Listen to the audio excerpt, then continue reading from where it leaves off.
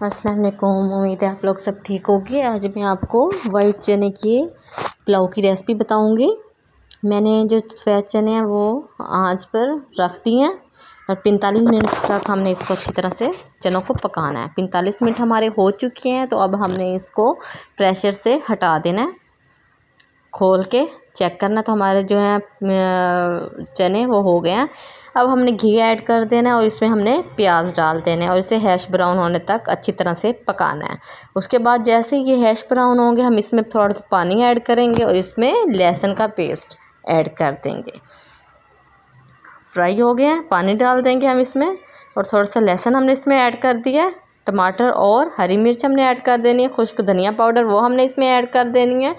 सुरख मिर्च, नमक और जो है गरम मसाला पाउडर वो हमने इसमें डाल देना है और हमने वाइट चने जो है वो इसमें शामिल कर देने हैं। उसके बाद जो है हमने पानी डाल के इसको अच्छी तरह से पकाना है 5 से 10 मिनट तक। उसके बाद जो है हमने इसमें पानी डाल देना है।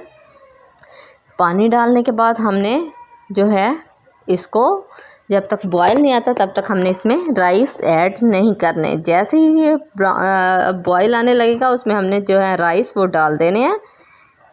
सारे हमने डाल के अच्छी तरह से हमने मिक्स कर देना है और हमने इसे 5 मिनट तक भाप पे हमने अच्छी तरह पकाना है। जब यह सारा खुश्क हो जाएगा तो हमने इसे दम पे दे देना है। दम पे हमने 5 से 10 मिनट लगाने। इसमें थोड़ा सा हमने दही ऐड कर दिया ताकि चावल जो है अलग अलग हो जाए। उसके बाद ये है कि हम इसे दम दे देंगे।